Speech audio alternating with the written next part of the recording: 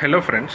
So today we are going to look at something called red teaming LLM application. So இன்னைக்கு வந்து ஒரு புது concept வந்துட்டு நான் ஷேர் பண்ணணும் உங்ககிட்ட. So that is something called red teaming LLM application. So red teaming பார்த்தீங்கன்னா ஒரே ஒரு வேர்டில் நான் சொல்லணும்னா பேசிக்கலி செக்யூரிட்டி தாங்க. ஸோ ரெட் டீமிங் சொல்லிட்டு நம்ம கேட்டாலே வந்து செக்யூரிட்டி ரிலேட்டட் ஆக்சுவலாக. ஸோ இது வந்து என்னென்னா நம்ம வந்துட்டு ஃபுல் ஸ்டாக் அப்ளிகேஷன்ஸ் இல்லை வெப் அப்ளிகேஷன்ஸில் வந்துட்டு நம்ம பெனிட்ரேஷன் டெஸ்டிங்லாம் பண்ணிப்போம். So basically when related to security of applications. So we used to basically discover security loopholes of full stack web applications by doing penetration testing. So something similar concept only red teaming is.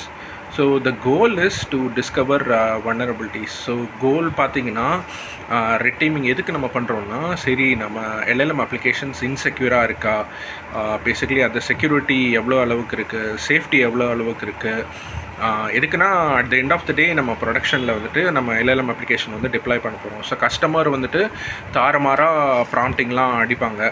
So அது வந்துட்டு என்னென்னா கஸ்டமருக்கு வந்துட்டு ஒரு harmful content இல்லை இன்ஆப்ரோப்ரியேட் content வந்து share பண்ணக்கூடாது.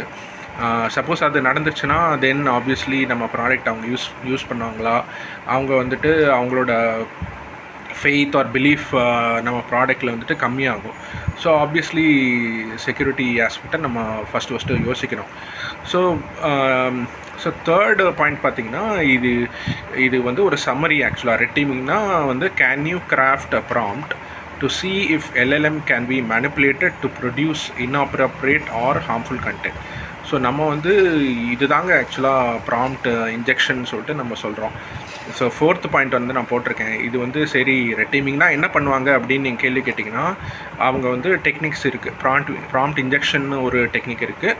இன்னொரு டெக்னிக் வந்து அட்வர்சரியல் அட்டாக்ஸ்ன்னு சொல்லிட்டு. ப்ராம்ப்ட் இன்ஜெக்ஷன் நான் இப்போ சொல்லிட்டேன். ஸோ ஏதோ ஒரு ப்ராம்ப்ட்லேயே நம்ம வந்துட்டு எல்எல்எம் கிட்ட நம்ம பேசி அதில் இருக்கிற லூப் ஹோல்ஸ் இல்லை வந்துட்டு அதை வந்து நம்ம ஃபோர்ஸ் பண்ணலாம். நீ ஏதாவது ஒரு ஹார்ம்ஃபுல் கண்டென்ட் ஜென்ரேட் பண்ணுற மாதிரி ஃபோர்ஸ் பண்ணலாம்.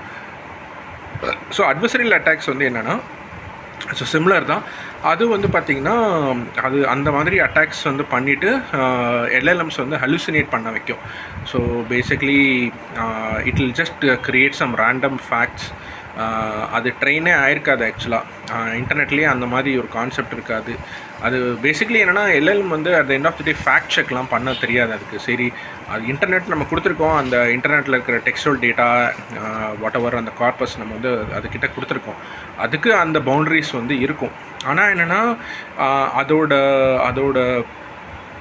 ஸ்கில்லே எல்எல்எம்மோட ஸ்கில்லே என்னென்னா ஜென்ரேட் பண்ணுறது, கண்டென்ட் வந்து ஜென்ரேட் பண்ணும் ஆர் டெக்ஸ்ட் ஜென்ரேட் பண்ணும்.